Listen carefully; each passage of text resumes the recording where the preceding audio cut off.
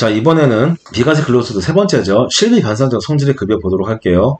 자, 먼저 이제 보시면은 첫 번째가, 실비 변상적 성질의 급여인데 쭉 나와 있습니다. 그래서 1번부터 12번까지가 통상적으로 소득세법에서 열거하고 있는 실비 변상적 성질의 급여로서 비과세 대상이다. 그래서 첫 번째가 이제 법령 조례에 따라 설립한 위원회 등이 받는 이제 수당이다. 그래서 중요한 건 뭐냐면 법령 조례에 의한 위원회입니다. 이건 뭐냐면 법령이나 조례에서 위원회를 만드는 근거가 법령 조례에 있어요. 그리고 거기에 위원들이 받는 수당이 비과세입니다. 반대로 말하면 임의로 만든 법령이나 조례에 의하지 않은 회사에서 임의로 만든 위원회에서 받는 위원들이 받는 수당 같은 경우는 기타 소득 과세입니다. 그 다음에 선원들이 받는 이제 식료, 그 다음에 세 번째가 일진료, 수직료 또는 여비로서 실비 변상 정도의 금액인데, 자, 특히 여비 같은 경우에는 여러분 잘 보셔야 되는 게, 이 여비가 만약에 회사 직원이 만약에 출장 가서 쓰는 여비가 이제 대부분 여비죠. 그래서 이 여비 같은 경우에는 회사의 업무와 관련성을 입증을 해야 됩니다. 그 다음에 여비 지급 규정도 회사에서 내부적으로 만들어져 있어야 되고 거기에 따라서 직급에 따라 적정한 금액을 집행을 해야 되겠죠. 그 다음에 중요한 것보다 해당 여비는 말 그대로 출장에 필요한 부분만 지급을 해야 되는 부분이기 때문에 실비 아무리 많이 지급했어도 해당 회사의 출장에 실제로 들어간 정도까지만 비과세한다. 나머지는 근로소득 과세입니다. 그 다음에 자가운전 보조금, 이거 좀 이따 볼 건데, 20만원 이내 자가운전 보조금. 그 다음에 이제, 여기 5번에 제복, 제모 및 제화 같은 경우에는, 이거는 제복을 착용해야 되는 자가 받는 제복, 제모, 제화죠. 따라서 이 같은 경우에는 쉽게 말하면 근무복이에요. 그래서 제복, 제모, 제화가 비과세를 받으려면은 근무할 때만 입어야 되는 제복, 제모, 제화가 비과세다. 만약 얘네가 너무 이뻐가지고 나가서 소개팅 할 때도 입고 있어? 얘는 뭐다? 일반 의류랑 동일하게 보기 때문에 과세 대상입니다. 나머지 쭉 넘어가시다가 연구보조비, 연구활동비로 받는 월 20만원 이내 금액도 실비 변상적 성질 급여를 봐서 비과세. 그 다음에 이제 여기 11번도 보시면은 뭐 천재지변, 기타 재해로 받는 급여 해서 얘도 비과세입니다. 그래서 이제 이 중에서 중요한 사항들 하나하나 좀 보도록 하겠습니다. 자, 먼저 보시면은 부임수당 여비가 있는데, 자, 부임수당 같은 경우에는 원칙은 이건 이제 일하러 근무지로 갈 때 필요한, 이사할 때 드는 비용이죠. 따라서 이사에 소요되는 비용까지는 실비 변상적 성질의 급여이기 때문에 비과세. 만약에 이사 비용이 50만원 들었는데 150만원 지급해서 그럼 어떻게 돼요? 50만원까지 비과세, 나머지 초과분 100만원은 과세한다. 자, 그 다음에 이제 외국인 근로자의 항공료 회사 대납분인데, 얘 같은 경우에는 한번 그림을 보고 설명을 드릴게요. 이게 실제로 외국인 근로자의 근무 기간입니다. 근로 제공 기간이면은 외국에서 우리나라로 근로를 제공할 때 입국할 때 들어가는 교통비가 필요하겠죠. 그래서 이게 이제 입국 항공료가 필요할 것이고, 만약에 근로 제공 기간이 종료되고 나서 자기네 나라 돌아갈 때는 출국할 때 출국 항공료가 필요하겠죠. 그러면은 회사 입장에서는 근로 제공 기간 동안에 지급하는 부분은 당연히 이거는 손금 인정을 하고 받는 쪽에서는 근로소득 과세 대상이다. 그리고 만약에 근로제공 기간 동안에 이 외국인 근로자가 출장을 다니면서 지급받는 여비 같은 경우에는 당연히 비과세가 되겠죠.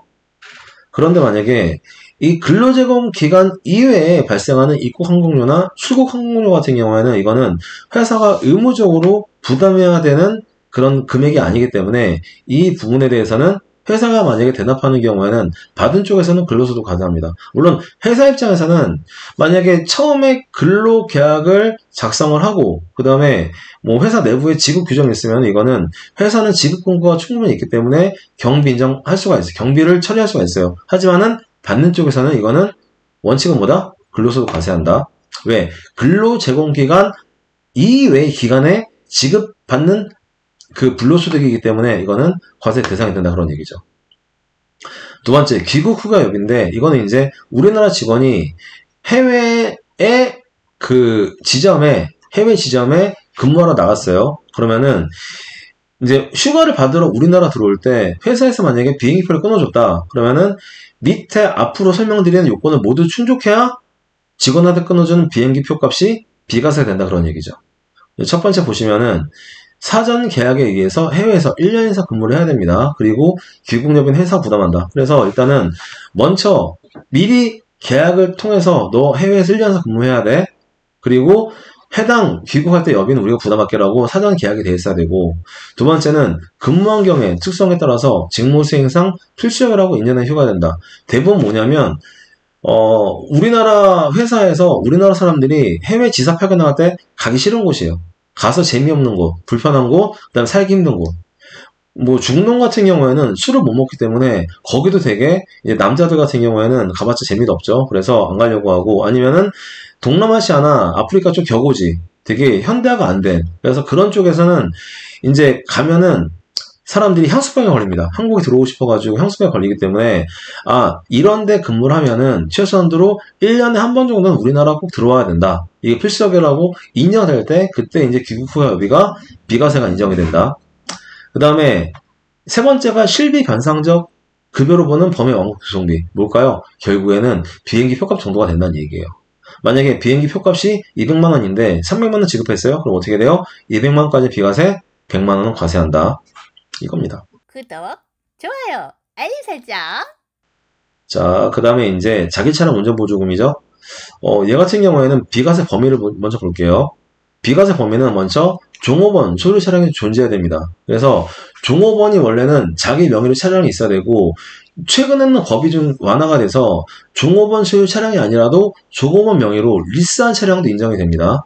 그 다음에 두 번째는 종업원 직접 운전해야 돼요. 세 번째는 해당 차량을 원래는 법인 차량으로 일을 봐야 되는데 법인 차량이 없거나 또는 법인 차량이 많이 없어가지고 부득이하게 내 차를 가지고 운전을 하면서 시내 거래처를 방문하다던가 아니면은 시내에서 일을 봐야 됩니다. 그 다음에 두 번째, 이건 이제 뭐냐면 중요한 건 시내 출장이죠. 시내 출장 등에 소요된 실제 여비를 수령해야 된다. 그 다음에 세 번째는 사업체 규칙에 따라서 정해진 지급 기준에 따라 지급해야 된다. 쉽게 말하면은 세 번째는 뭐냐면 회사에서 지급할 때 지급 근거, 지급 규정이 있어야 됩니다. 그래서 이제 만약에 운전 보조금 같은 경우에도 지급에 따라서 차등적으로 지급할 수 있겠죠. 하지만은 차등 지급할 때는 이때는 미리 정해진 해당 업체의 규칙 등에 따라서 미리 정해진 지급 기준에 따라 지급해야 되고, 그렇죠? 그 다음에 이걸 받았으면은 시내 출장 등에 소요된 실제 여비를 수령해야 된다. 이거죠. 그 다음에 월 20만 원 이내 금액이다. 그래서 일단은 이걸 4개를 종합해보면 결국에 뭐냐면, 첫 번째 이건 디폴트 값이에요. 그래서 종업원 소유 차량 또는 종업원이 직접 계약한 리스 차량, 두 번째는 종업원이 직접 운전을 해서 업무 수행에 이용해야 됩니다. 그러면 이때는 대부분 어떤 돈이 많이 들어갈까요? 대부분 기름값 아니면 톨게이트 비용이라는 얘기야. 그런데 톨게이트 비용 같은 경우에는 목적지가 정해져 있기 때문에 이게 사적인 용도냐 아니면은 이게 그 업무 관련이냐 입증할 수가 있는데, 기름값 같은 경우에는요, 만약에 종업원이 5만원 기름을 또 가지고 왔어. 그럼 이 중에서 얼마를 영수증 처리해줘야 돼? 그 중에 일부는 회사에서 이제 그 회사 업무 때문에 쓴 게 있을 거고, 아니면 그리고 나서 동시에 반드시 업무 이외에 운전하는 경우도 섞여 있을 거라는 얘기입니다. 이해되시죠? 그래서 원래는 시내 출장 등에 소요된 실제 여비를 갖다가 지급하는 게 원칙이긴 하지만, 이게 안 되면은 이걸 실제로 구분할 수 없으면 어떻게 한다? 월 20만 원 이내의 금액을 실제 여비에 가름해서 지급해도 된다는 얘기예요. 이해되시죠? 그래서 이제 이게 이제 그 비과세 범위. 자, 그 다음에 관련 사례 보시면은 제일 첫 번째, 출퇴근 편의를 위해서 지급하는 교통보조금, 이거는 자기 차량 운전 보조금이 아니기 때문에 이때는 근로소득 과세합니다. 두 번째, 공동명의 등록 차량 같은 경우에는 배우자와 공동명의까지 인정해줘요. 반대로 말하면은 부모님이나 아니면은 형제 자매와 공동명의 차량은 인정 안 합니다. 그래서 쉽게 말하면 종업원은 단독 명의 차량이든지 아니면 공동명의는 배우자까지. 자, 세 번째는 뭐냐면 회사를 두 군데 다니면서 각각 이제 받은 경우가 있어요. 그래서 이 경우에는 지급하는 회사를 기준으로 각각 20만원 이내 금액 비과세입니다.